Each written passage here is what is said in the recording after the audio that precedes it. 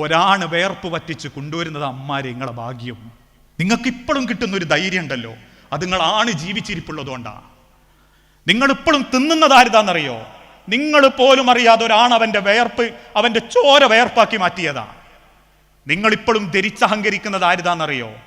നിങ്ങളും മക്കൾ പോലും അറിയാതെ കുടുംബം കണ്ണീരാവാണ്ടിരിക്കാൻ വേണ്ടി സർവ്വതും മറന്ന് സ്വയം ഹെൽമറ്റിൻ്റെ ഉള്ളിലും ഒറ്റക്കിരിക്കുമ്പോഴും കണ്ണു നിറഞ്ഞ് തുടച്ചെഴുന്നേറ്റ് പോകുന്ന ഒരാണിൻ്റെ അവൻ്റെ ജീവന്റെ ബാക്കി അങ്ങളെ സന്തോഷം. ഓങ്ങൾക്ക് തന്ന അവൻ്റെ ആയുസ്സിൻ്റെ ബലമാ അങ്ങളെ സമാധാനം. ആ ആണിനൊരു മനസമാധാനം കൊടുക്കാൻ പറ്റിയിട്ടില്ല. നാട്ടിലേത് കുടുംബക്കാരുടെ നിങ്ങൾക്ക് വില ഉണ്ടാക്കിയിട്ട് എന്താ കാര്യം? അതേ അള്ളാഹിൻ്റെ റസൂലുള്ളാഹിയും പറഞ്ഞിട്ടുള്ളൂ, കയറി വരുമ്പോൾ ഫഇദാ നളർത ഇലൈഹ സർറത്തുക, ഓൻ എൻ്റെ നേരെ ഒന്ന് നോക്കി, ഓൻ്റെ എല്ലാ സങ്കടവും മാറി സമാധാനം ഉണ്ടായി. അള്ളാഹിൻ്റെ ഹബീബ് കയറി വരുമ്പോഴേക്കും ഭാര്യമാർ വാതിൽ തുറന്ന് കൂട്ടിക്കൊണ്ടുപോയി ഇരുത്തി റസൂലുള്ളാഹിക്കുള്ള കാരൊക്കെ എടുത്തു വരും. ഇനി ഒന്നുമില്ലെങ്കിൽ പച്ചവെള്ളം എടുത്തു വരും. എന്നിട്ട് പുഞ്ചിരിയോടെ മുഖം തെളിഞ്ഞു നിന്ന് സംസാരിക്കും. ഇത് മാത്രമേ ഈ ആണുങ്ങൾ ആഗ്രഹിക്കുന്നുള്ളൂ. ഞാനൊരാണായതുകൊണ്ട് പറയാം, അത് മാത്രമേ നമ്മളും ആഗ്രഹിക്കുന്നുള്ളൂ. പുരയിലേക്ക് കയറി വരുമ്പം അവനാൻ്റെ വരുമാനം മനസ്സിലാക്കി ജീവിക്കുന്നൊരു ഭാര്യ, ഞാനില്ലെങ്കിലും മക്കളെ കൃത്യമായി പടച്ചോനെ ബോധ്യപ്പെടുത്തി കൊടുക്കുന്നൊരു ഭാര്യ, തിരിച്ചു വരുമ്പോൾ ഉള്ളത് അഡ്ജസ്റ്റ് ചെയ്ത് കയ്യിന്മേലുള്ളതാവട്ടെ അല്ലെങ്കിൽ കയ്യിലുള്ളതാവട്ടെ അത് പൊരുത്തപ്പെടുന്നൊരു ഭാര്യ, കയറി വരുന്ന സമയത്ത് ആശ്വാസത്തോടു കൂടി ഒന്ന് ചിരിച്ചോണ്ടെങ്കിലും എന്ന് പറഞ്ഞാൽ ഒന്ന് മുഖം നന്നാക്കിയിട്ടെങ്കിലും നിൽക്കുന്നൊരു ഭാര്യ. ഇതൊന്നും സൈക്കോളജികൾ പറഞ്ഞല്ല, ഹബീബുന റസൂലുള്ളാഹി സല്ലല്ലാഹു അലൈഹി വസല്ലം പഠിപ്പിച്ച. അതിന് പകരം ഓരോരോ കുറ്റങ്ങളും കുറവുകളും നിരത്തി. നിങ്ങൾ ആലോചിച്ച് നോക്കി, മരിക്കുന്ന ഒരാണിൻ്റെ മനസ്സറിഞ്ഞ് കൂടെ നിൽക്കുന്ന ഒരു ഭാര്യ നമ്മളെ ഉമ്മ ആയിഷ റളിയല്ലാഹു തആല അൻഹ. ഞാൻ അവസാനിപ്പിക്കുക. ആയിഷ റളിയല്ലാഹു തആല അൻഹ റസൂലുള്ളാഹി വഫാത്താകുന്ന നിമിഷം ചെയ്തൊരു കാര്യമുണ്ട്. റബീഉൽ അവ്വൽ 12 റസൂലുള്ളാഹി നേരം വെളുത്ത് സൂര്യൻ ഇങ്ങനെ പൊന്തി വരുന്നേ ഉള്ളൂ. അള്ളാഹിൻ്റെ ഹബീബിന് വല്ലാത്ത ശ്വാസം മുട്ടൽ തുടങ്ങി. കയ്യിലുള്ളൊരു തോർത്തുമുണ്ട് റസൂലുള്ളാഹി മുഖത്തേക്കിടും, മുഖത്തുനിന്ന് വലിച്ചു മാറ്റും. ആയിഷ റളിയല്ലാഹു തആല അൻഹ അത് കണ്ട് ഓടി വന്ന് റസൂലിനെടുത്ത് മടിക്കടത്തി നെറ്റിയിൽ ഒരു ഉമ്മ കൊടുത്ത് ചോദിക്കുന്നുണ്ട്, എന്താ റസൂലെ നിങ്ങൾക്ക് പറ്റിയത്? 13 ദിവസം സുക്കേട് ബാധിച്ച് കിടന്ന റസൂലുള്ളാഹി 12 ദിവസവും കാണിക്കാത്ത വെപ്രാളം, ശ്വാസം മുട്ടൽ കാണിച്ചപ്പം ആയിഷ ബീവി ചോദിച്ചു, റസൂലെ എന്താ അങ്ങക്ക് പറ്റിയേ? അള്ളാഹിൻ്റെ റസൂലുള്ളാഹി സങ്കടത്തോടെ പറഞ്ഞു, ആയിഷ, നിങ്ങൾ 2 ആൾ അനുഭവിക്കുന്ന വേദന ഞാൻ അറിയുന്നുണ്ട്. അന്ന് ഖൈബറിലെ ജൂതപ്പെണ്ണ് തന്ന വിഷമാംസത്തിന്റെ വേദന ഞാൻ അറിയുന്നുണ്ട് ആയിഷ. ഇന്നലിൽ മൗത്തി സക്കറാത്ത്, മരണം അത് ഇവിടെ എവിടെയോ എത്തിയിട്ടുണ്ട് ആയിഷ, അതിന്നെ കൊണ്ടുപോകും. ഇന്ന് സൂര്യൻ അസ്തമിക്കാൻ ഞാൻ ഉണ്ടാവൂല ആയിഷ. അത് കേട്ട ആയിഷ ബീവി എന്ന നമ്മളെ ഉമ്മ റസൂലുള്ളാഹിന്റെ ഭാര്യ ചെയ്യുന്ന എന്താണെന്നറിയോ? റസൂലുള്ളാഹിക്ക് ഇഷ്ടപ്പെട്ടതൊക്കെ വേഗം ചെയ്തു കൊടുക്കുക. പല്ല് തേച്ച് വിവരമറിയാൻ കയറി വന്ന ആങ്ങള അബ്ദുറഹ്മാന്റെ കൈമന്ന് പല്ല് തേക്കുന്ന കൊള്ളിക്കഷണം പിടിച്ചു വാങ്ങി മറുഭാഗം ചവച്ചരച്ച് 2-3 തവണ റസൂലുള്ളാഹിന്റെ പല്ല് ഏൽപ്പിച്ചു കൊടുക്കുക ആ ശ്വാസം മുട്ടുന്നതിൻ്റെ ഇടക്ക് ആയിഷ ബീവി. കാരണം ആയിഷ ബീവിക്ക് അറിയാം റസൂലുള്ളാഹിക്ക് പല്ലേക്കാൻ ഭയങ്കര ഇഷ്ടമാണ് ഇടക്കിടക്ക്. റസൂലിൻ്റെ പോക്കറ്റിൽ എപ്പോഴും ഒരു അറാക്കിൻ്റെ കൊള്ളിക്കഷണം ഉണ്ടാകുകയായിരുന്നു എന്നാ. പിന്നെ തണുത്ത വെള്ളം അടുത്തുകൊണ്ട് ചതെടുത്തിട്ട് റസൂലുള്ളാഹിന്റെ മുഖത്താകെ അങ്ങനെ തടവി കൊടുക്കും. അള്ളാഹിൻ്റെ ഹബീബിന് തണുത്ത വെള്ളം കൊണ്ട് മേല് തടവാന്ന് പറഞ്ഞാൽ ഭയങ്കര ഇഷ്ടമാണ്. ആ കിടക്കുന്ന കിടത്തത്തിൻ്റെ ഇടയിൽ എപ്പോഴോ ആകാശത്തേക്ക് കൈവിരലുകൾ ഉയർത്തി മരിച്ചു വീണതാ, വഫാത്തായതാ ഹബീബുന റസൂലുള്ളാഹി സല്ലല്ലാഹു അലൈഹി വസല്ലം. ഒരു ഭർത്താവിൻ്റെ മനസ്സറിഞ്ഞ് യാത്രയാക്കിയ ഒരു ഭാര്യ നമ്മളെ ഉമ്മ ആയിഷ ബീവി. പിന്നെ 76-ാമത്തെ വയസ്സിൽ മരിക്കുന്നവരെ ആയിഷ ബീവി പറഞ്ഞു, എൻ്റെ ജീവിതത്തിൽ എനിക്ക് മറക്കാൻ പറ്റാത്തൊരു രംഗം എന്താണെന്നറിയോ?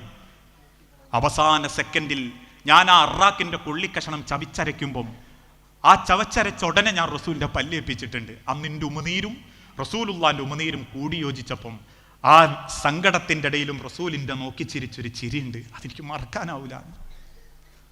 ഫസ്വാലിഹാത്തു ഖാനിതാത്തുൻ ഹാഫിളാത്തുൻ, നല്ല പെണ്ണെന്നാൽ കെട്ടിയോൻ്റെ മനസ്സറിഞ്ഞ് കൂടെ നിന്ന് സ്നേഹിക്കുന്നോളാ, ഓൻ്റെ സങ്കടം അറിയുന്നോളാ. മരിച്ചടക്കുന്ന ഭർത്താവിൻ്റെ നെറ്റിയിൽ ഒരു ഉമ്മ കൊടുക്കാൻ നേരത്ത് പിയാപ്പൻ്റെ കണ്ണിൻ്റെ ചുറ്റുമുള്ള കറുപ്പ് കണ്ടിട്ട് മക്കളോട് പറഞ്ഞു, അമ്മ മക്കളെ ഉമ്മാപ്പാൻ്റെ കണ്ണൊക്കെ കറുത്തു പോയിട്ടുണ്ട് എന്ന്.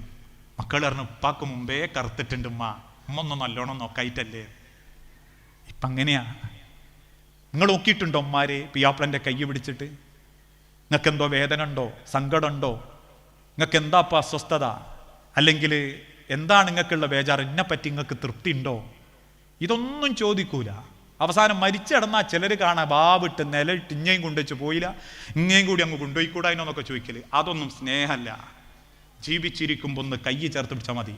ആ ബന്ധങ്ങളിൽ പിന്നുള്ള പവിത്ര ബന്ധമാണ് അയൽവാസികളും നമ്മളും തമ്മിലുള്ള ബന്ധം. ഇന്നതൊക്കെ ഇല്ലാണ്ടായിക്കൊണ്ടിരിക്കുക. മഹാനായ റസൂലുള്ളാഹി സല്ലല്ലാഹു അലൈഹി വസല്ലമയിൽ നിന്ന് സഹാബത്ത് പറഞ്ഞു, അയൽവാസികളോടുള്ള ബാധ്യതയെപ്പറ്റി പടച്ച റബ്ബിന്റെ വിശദീകരണവും റസൂലുള്ളാന്റെ കൗലും കേട്ടപ്പം നമ്മളെ സ്വത്തിൽ അയൽവാസിക്ക് കൊടുക്കണമെന്ന് റസൂല് പറയുമോ എന്ന് ഞങ്ങൾ ഭയപ്പെട്ടു.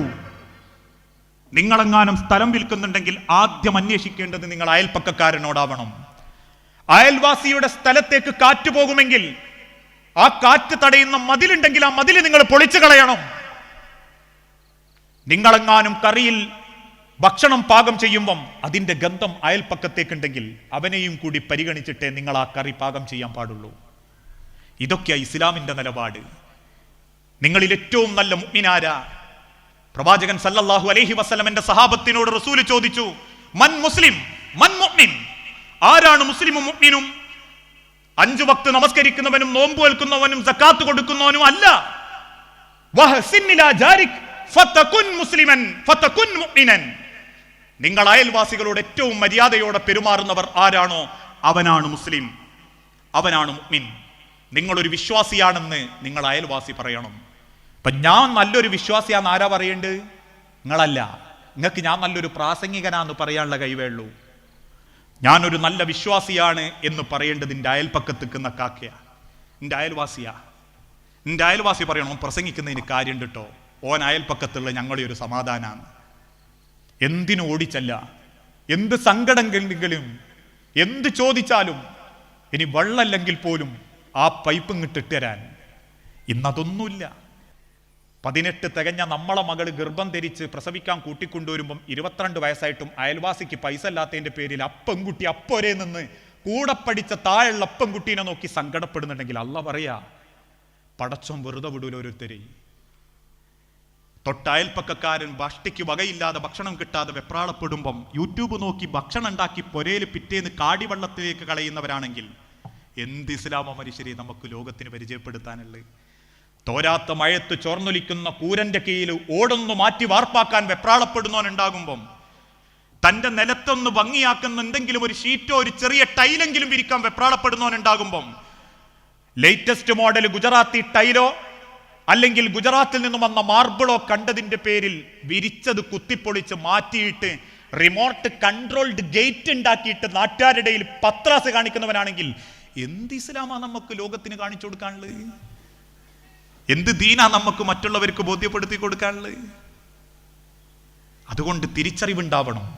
അയൽപ്പക്ക ബന്ധങ്ങൾ എന്ന് പറഞ്ഞാൽ നെഞ്ചോട് ചേർത്ത് പിടിക്കേണ്ടതാ. റസൂലുള്ളാഹി സ്വല്ലല്ലാഹു അലൈഹി വസല്ലം പറഞ്ഞല്ലോ, നിങ്ങളിൽ ഏറ്റവും വൃത്തികെട്ടവനാരാ? നിങ്ങളിൽ ഏറ്റവും വൃത്തികെട്ടവനാരാ? അയൽവാസിയുടെ ഭാര്യയെ വ്യഭിചരിക്കുന്നവൻ. ഓനെക്കാട്ടിലും വലിയൊരു നാറിയൊരു നാട്ടിലില്ല. എന്നെ വിശ്വസിച്ച് എന്നെ അടുപ്പിച്ച അയൽവാസിയുടെ പെണ്ണിനെ മോശം കണ്ണോടെ നോക്കുന്നവനെക്കാളിലും വൃത്തികെട്ടവൻ ദുനിയാവിൽ വേറല്ല. എന്തേ അത് പറയാനുള്ള കാരണം? അതൊരു വിശ്വാസമാണ്. ഞാനിപ്പോഴും രാത്രി ഇങ്ങോട്ട് വരുമ്പോൾ ഞാൻ വിളിച്ചേൽപ്പിക്കുന്നുണ്ട്, ആശുത്തങ്ങൾ ഒന്നും ഇങ്ങോട്ട് കണ്ണു കൊടുക്കണേ. പലപ്പോഴും 1 മണിക്കും 2 മണിക്കും നാട്ടിലെത്തും. എനിക്കൊരു വിശ്വാസമുണ്ട്, എൻ്റെ പൊരൻ്റെ മുറ്റത്തുള്ള വിളക്കിനെ പോലെ തന്നെ ഒരു ട്യൂബ് അപ്പുറത്തെ പൊരയിൽ ഇറപ്പുറത്തെ ഭാഗത്തേക്ക് ഇട്ടിച്ചിട്ടുണ്ടാവും. ആ തിരിച്ചറിവാണ് ഇസ്ലാം. ആ ബന്ധമാണ് സൗഹൃദം, ആ ബന്ധമാണ് സ്നേഹം.